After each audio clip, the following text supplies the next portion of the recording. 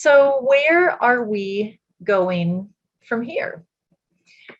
In the next year, our high-level strategic goals remain the same, and a lot of those, as you can see, are focused on looking into the future and really sharing our results out, throughout the Conservancy, throughout our partners, nationally, internationally when that is appropriate, and also with the communities around the preserve as well. So we really want to be translating these to multiple audiences.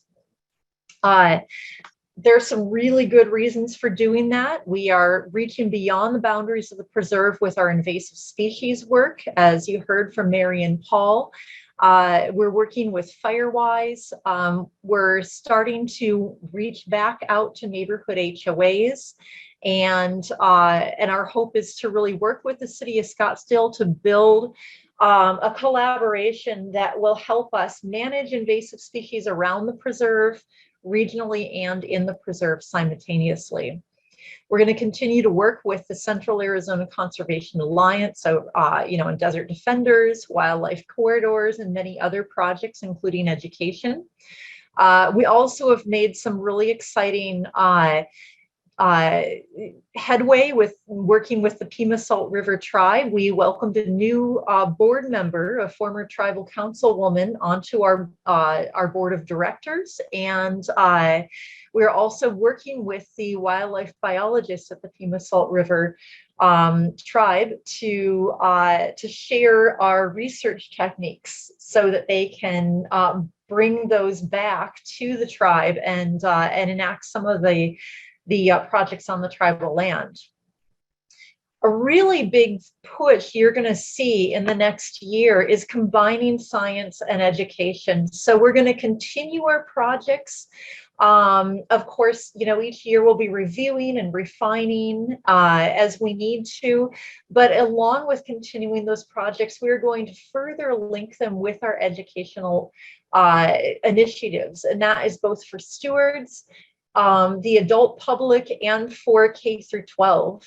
I want to share with you one of the things that we piloted this year and that we're going to continue working with. Scottsdale Unified School District brought together 7 seventh grade teachers to take our Bahada Nature Trail, the Phenology Project, and some of the other projects, citizen science projects, and develop a 6th grade curriculum for the 7th graders to fill in that gap year that they missed with COVID.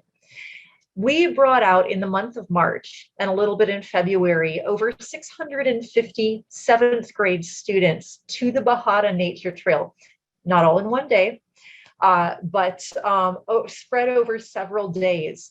And they used the trail signage, collected some preliminary quick data, weather information, and things like that.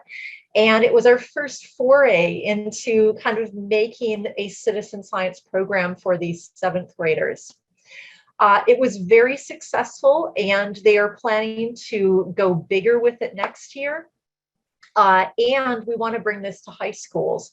And this really brings together a dream of having high school students collecting data along with our citizen scientists. So that further, magnifies the efforts that we're doing. So look for that. Farther towards the future, I would love to see this build into a very comprehensive internship program that bridges late high school and early college and focuses on underrepresented youth.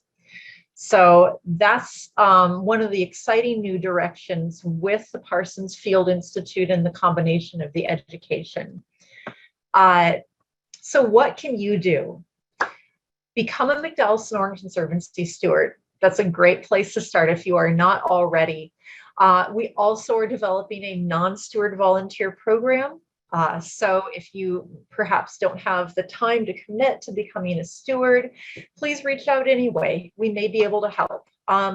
Join the citizen science program. We love new faces. So reach out to me or John, the chair, at Citizen Science. That's an underscore between the two words, McDowellSonoran.org.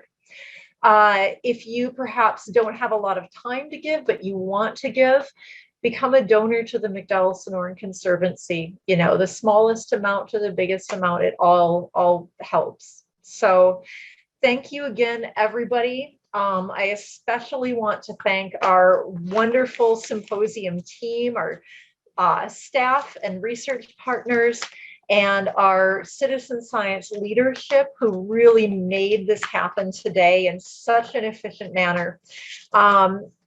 I also want to thank all of the citizen scientists who put their heart into this work every day.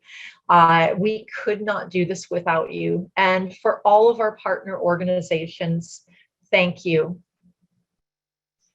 All right. Well, feel free to contact me or Paul with any, or sorry, John with any questions, and have a wonderful rest of your day.